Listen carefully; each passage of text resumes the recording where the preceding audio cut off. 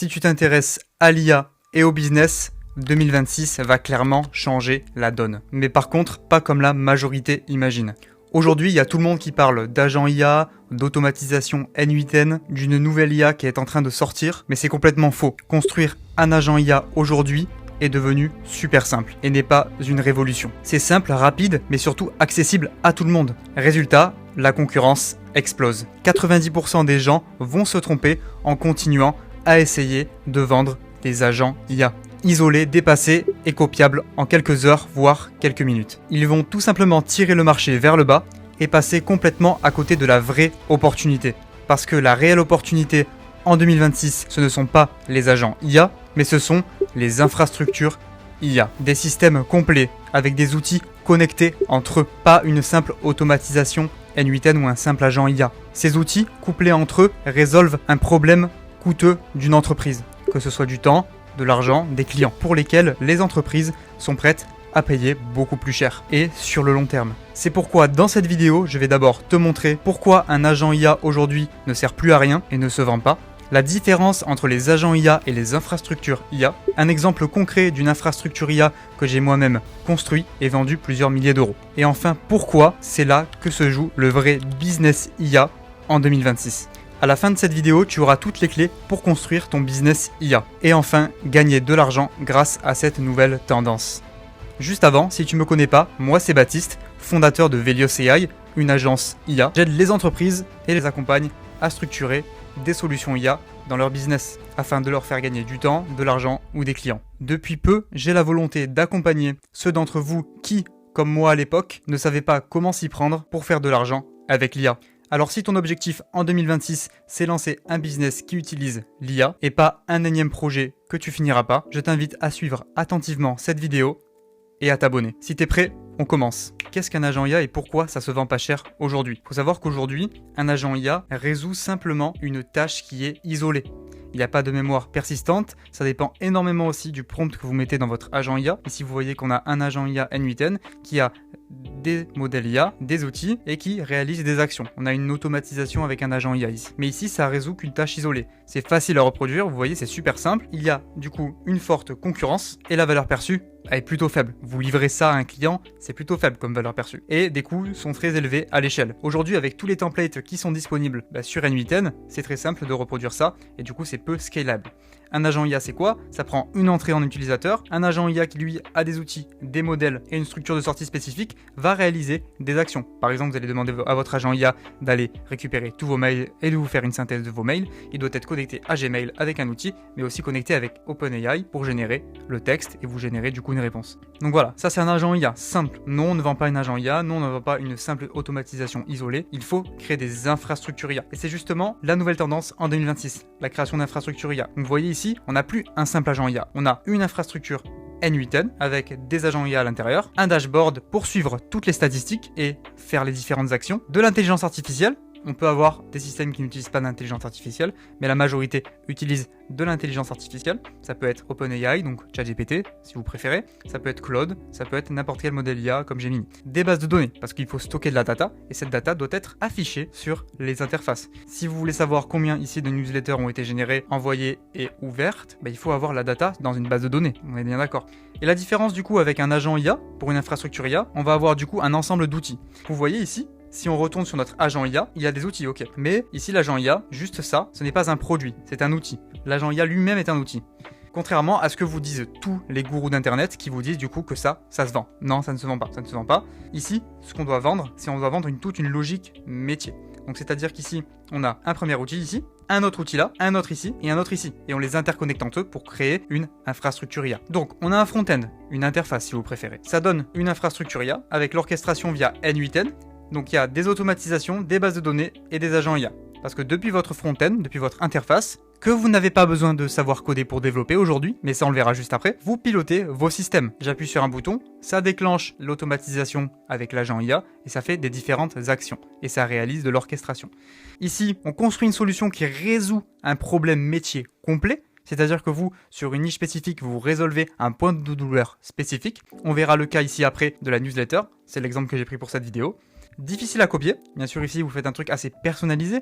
Le fait que vous construisez un système comme ça pour un client, ça augmente la valeur perçue. Lui, il utilise un système comme ça sans savoir justement utiliser la technique N8N. Il va utiliser juste l'interface, un truc très user-friendly. Et du coup, vous allez pricer par rapport au ROI. Vous allez construire un système plus puissant, donc avec un ROI beaucoup plus élevé et donc un système beaucoup plus cher. Et c'est scalable. C'est super scalable, vu que là, on utilise de la base de données. N8N c'est très puissant et l'interface, écoutez, maintenant avec l'IA on peut développer des interfaces, c'est très scalable et surtout ce business model ici est très scalable. Donc je répète, agent IA seul c'est un outil, on ne réalise qu'une action avec un agent IA, alors qu'ici avec une infrastructure IA c'est un ensemble d'outils, interface, base de données, automatisation et IA. Et ça permet de résoudre un point de douleur spécifique dans une niche spécifique afin de faire gagner du temps, des clients ou de l'argent, ou les trois en même temps. Parce que ici on peut construire un système qui remplace quelqu'un à temps plein qui coûterait le SMIC avec charge patronale compris. Ça pourrait aller jusqu'à 30 000 € par an et vous ici vous allez pricer justement par rapport à ça. Vous allez vendre un système qui coûterait potentiellement 3 000 € en une fois avec un récurrent mensuel. Et je pense qu'entre 3 000 € et 30 000, je pense que on sait nous deux déjà qu'est-ce que choisirait le chef d'entreprise. Ensuite, la stack d'outils. Donc savoir qu'il faut utiliser des outils spécifiques pour construire des infrastructures IA. Je vous ai parlé de N8N, très important d'utiliser N8N. Pourquoi on n'utilise pas du code? Parce que bien sûr, même si le code aujourd'hui, on peut le développer grâce à l'intelligence artificielle, on peut développer du code, des automatisations en Python. Mais on ne le fait pas, on utilise N8N parce que c'est beaucoup plus simple pour apprendre. Et c'est beaucoup plus rapide, je trouve, et plus compréhensible. Pour potentiellement des débutants comme toi, c'est beaucoup plus simple que tu utilises N8N et bien sûr, c'est ce que je recommande à tout le monde. En termes d'outils, par rapport aux interfaces, on peut utiliser Lovable, on peut utiliser Cloud Code, on peut utiliser Cursor, on peut utiliser Google Antigravity et Bolt. Tout ça, ce sont des environnements qui permettent de développer des interfaces avec l'intelligence artificielle. Il y en a d'autres, là j'ai donné les meilleurs et je vous expliquerai directement après pourquoi. Nous on verra un exemple avec Lovable. De l'intelligence artificielle, que ce soit avec Anthropic, avec Gemini, avec ChatGPT ou OpenRouter. OpenRouter, c'est un logiciel qui permet d'avoir accès à plein de modèles IA. Et des bases de données. Aujourd'hui, en base de données, on peut avoir du Supabase, il y en a d'autres bien sûr, là c'est ma stack préférée, un Google Sheet ou un Airtable. Nous, on verra le cas avec Supabase par rapport à la scalabilité. Et voici la stack outils. Maintenant, voyons un cas concret et un exemple concret d'une infrastructure IA. Petit aparté avant de continuer du coup sur notre lancée dans cette vidéo YouTube, c'est pour vous présenter Aura Academy, donc une académie qui vous permet du coup de construire des systèmes IA, donc de développer des systèmes à l'aide de la stack qu'on a vu juste avant, afin de trouver un point de douleur dans une niche et venir vendre des systèmes à des entreprises, des systèmes IA, pas une simple automatisation. Ici on vient vendre un package, on vient vendre un service productisé en une interface, des bases de données et une automatisation afin de les vendre plus cher et d'avoir le meilleur ROI possible pour les entreprises. Et bien sûr, avoir un système personnalisé et pas copiable, vu que votre système sera unique. Vous pouvez réserver un appel dès maintenant, allez checker la landing page qui est en description de cette vidéo, et sur ce, continuons la vidéo. Pour l'exemple de la vidéo, donc un exemple d'infrastructure IA, on va venir construire une infrastructure qui permettra de générer des newsletters. Et pas un simple prompt sur un ChatGPT, un truc beaucoup plus puissant avec un système d'onboarding, un système de génération d'idées, un système de génération de cadres d'écriture et de stratégie de newsletter en fonction des informations spécifiques de la personne qui va utiliser votre système, à qui vous vendrez ce système.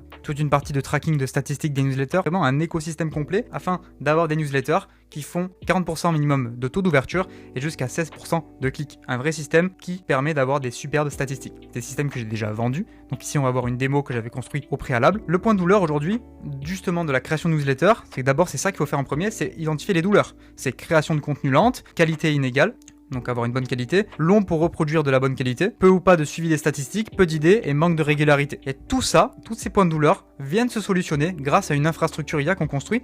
Donc ça peut être vendu à n'importe quel créateur de contenu, une newsletter. Beaucoup de gens ont une newsletter. Donc nous, la solution, c'est une infrastructure de génération de newsletters avec un ton de marque ultra précis, du context engineering, du prompt engineering, de la génération d'idées et de l'analyse statistique des campagnes. Parfait.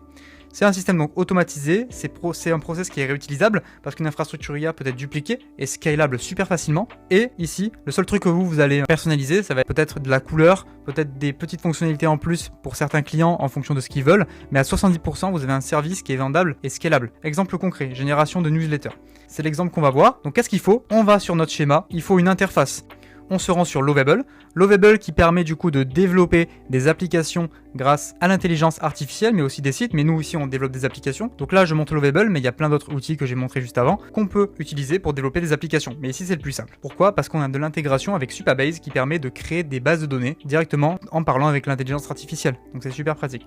Donc qu'est-ce que vous allez faire là? Déjà, vous allez vous connecter avec le lien qui est dans la description de Lovable. Ici, vous allez tout simplement taper votre prompt. Vous avez d'ailleurs en bas de cette vidéo, en description encore une fois, la possibilité de venir récupérer une ressource gratuite pour créer du coup une infrastructure IA avec le prompt de l'interface ici et un guide complet avec d'autres outils que Lovable pour construire du coup une infrastructure IA, votre première infrastructure IA. Donc on le voit avec la construction de cursor et connecter une interface N8N, comment faire. Il y a plusieurs possibilités. Nous on va utiliser ce qu'on appelle le webbook, mais sinon on peut aussi utiliser des MCP et un déploiement local de N8N, un guide pour déployer en local. Ici vous avez tout ce qu'il faut, il suffit juste de cliquer sur le lien en description. Donc nous, on va récupérer le prompt de l'interface. On récupère le prompt, moi je l'ai déjà fait, le système. Vous allez récupérer le prompt, vous allez sur Lovable, vous allez le copier et l'envoyer. Et ici, ça va venir construire votre interface. Donc ici, je vais l'envoyer, mais moi après, je vais quitter parce que je l'ai déjà fait, mon système, et je vais vous le présenter. Donc ici, ça va vous développer le système. Moi, je reviens en arrière et je me rends sur le système que j'ai développé. Donc ici, je suis directement sur Lovable, mais sinon, je l'ai déjà déployé. Et ici, on arrive sur le système de génération de newsletters. Ici, on voit les newsletters générés, les newsletters envoyés, le taux d'ouverture moyen, l'évolution des newsletters au fil du temps et les performances. Ici, c'est une application de démo, mais j'ai déjà vendu des systèmes similaires, juste en changeant la couleur et quelques fonctionnalités. Mais dans la majorité ici, vous avez un système qui est complètement fini. Ici, vous voyez qu'on peut changer les jours, les animations sont superbes, tout ça a été fait par intelligence artificielle. L'UI est assez cool et l'UX encore mieux, parce que je l'ai optimisé l'UX, il faut savoir bien prompter. Ici, on a les newsletters qu'on peut venir planifier. On peut venir planifier la newsletter ici en choisissant une date. On peut aussi venir la publier ou générer des idées. Mais d'abord, afin de générer des idées, il faut un ton de marque spécifique. Pour générer une newsletter, c'est pas un prompt, dire ok, je suis Baptiste Simard, je veux générer une newsletter. Il faut plein d'informations sur la stratégie, la façon de parler, des exemples de newsletters déjà générés. Donc ici, dans marque, on peut créer des tons de marque. Ici, on va créer une nouvelle marque. Donc le nom de la marque, qu'est-ce que on fait, à qui ça s'adresse. Tout ça, on vient le remplir. Donc là, je vais le remplir, hop, de façon fictive pour vous montrer la suite.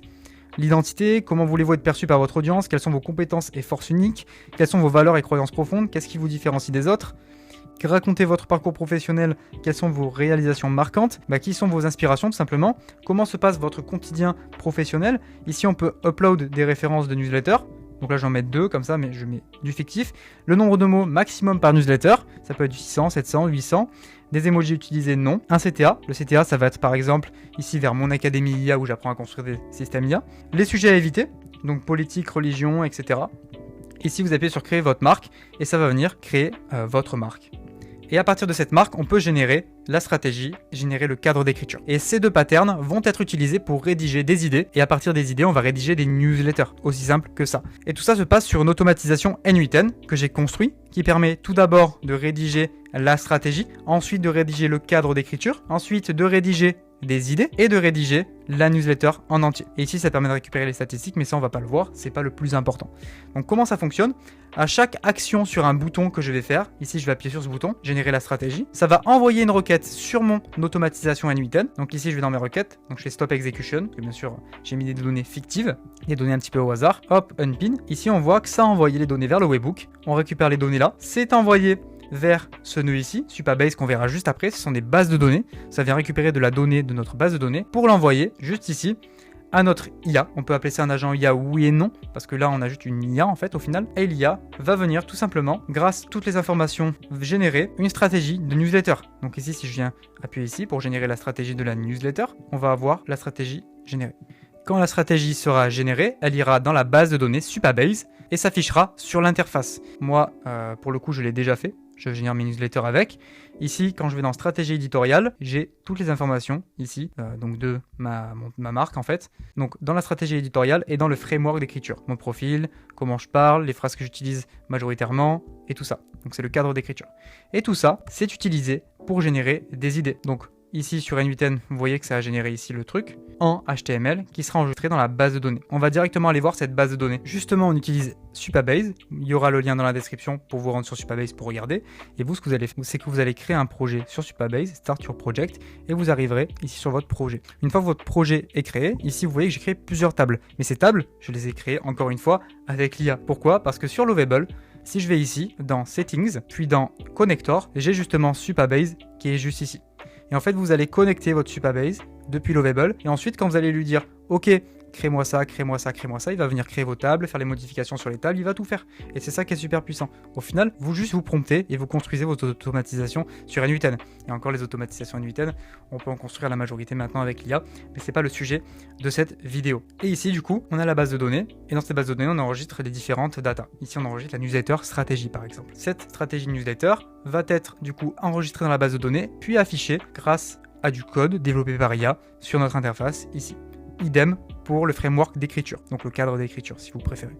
Les idées, on peut générer des idées. Donc ici on voit par exemple j'ai des idées à générer. Et par exemple si vous voulez d'autres idées, vous sélectionnez un ton de marque. Donc là on sélectionne un ton de marque. On peut mettre une vidéo YouTube, ça prendra la transcription, un article de blog ou une description. Une description ça peut être un post LinkedIn par exemple, ou un sujet que vous allez écrire à la main sur quelques lignes, ou peut-être une newsletter que vous avez vue et que vous voulez reproduire.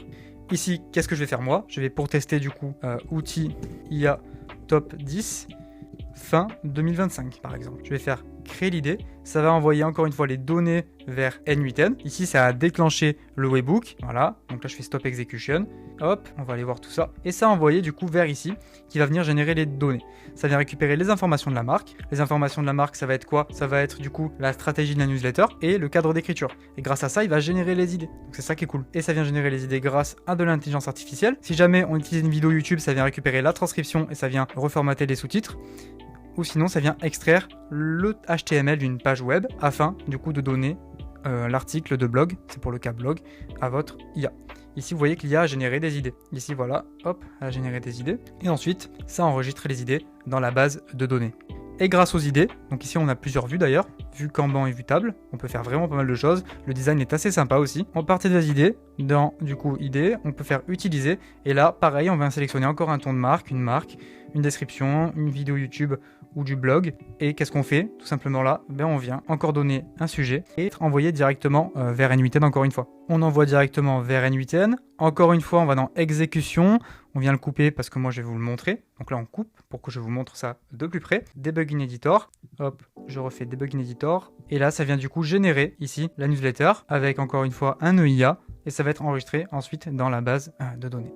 Donc moi là j'enregistre pas dans la base de données, mais si je vais sur mon interface, que je vais, donc là il y a eu d'erreur, c'est normal parce que j'ai coupé l'automatisation n8n en plein milieu, et ici on a une newsletter que j'ai déjà générée par exemple, avec du coup du texte avec les mots que j'ai dit, qu'on peut planifier ou publier, qui est en brouillon, et ensuite ça se planifiera, qui se publiera du coup grâce à un logiciel de newsletter, comme par exemple Brevo, que moi j'utilise. Ici du coup par rapport à la newsletter, si on va sur Lovable, dans les statistiques, on peut récupérer les statistiques de newsletter par exemple. 12% de clics, 45% de taux d'ouverture, et tout ça c'est par rapport, encore une fois, à une base de données sur Supabase, que ces data, on les affiche. Et pareil, on peut faire par rapport au jour, et si on appuie sur synchroniser, ça vient récupérer la data, donc là vous pouvez appuyer toutes les 10 minutes, ça viendra récupérer les dernières datas de vos campagnes. En tout cas voilà, on a un truc très complet, statistiques, marques, idées, génération de newsletter, on a un truc complètement complet. On a ici une infrastructure IA qui peut se vendre selon les cas plusieurs milliers d'euros, puisque là qu'est-ce qu'on vient faire gagner? Au final on vient faire gagner du temps de rédaction et au final aussi potentiellement des clients ou des leads chauds à la personne à qui vous le vendez, parce qu'une newsletter c'est fait pour nurturer les personnes, c'est fait pour rendre, c'est fait pour à la fois éduquer et à la fois pour convertir, donc à la fois de développer une solution qui permet d'augmenter le taux d'ouverture et le taux de clic et d'aller plus vite, vous offrez à la fois du temps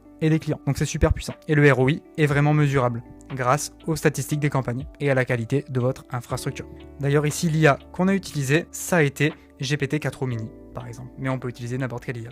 Et voilà, je pense quand on revoit du coup ce que j'ai dit dans la vidéo, quand on compare un agent IA à une infrastructure IA, vous voyez grandement la différence maintenant. Et vous voyez pourquoi une infrastructure IA, c'est beaucoup plus puissant. Au début, vous saviez même pas ce que ça voulait dire peut-être infrastructure IA, je pense que là ça vous a complètement éclairé, et c'est justement ce qu'on apprend à construire dans Aura Academy.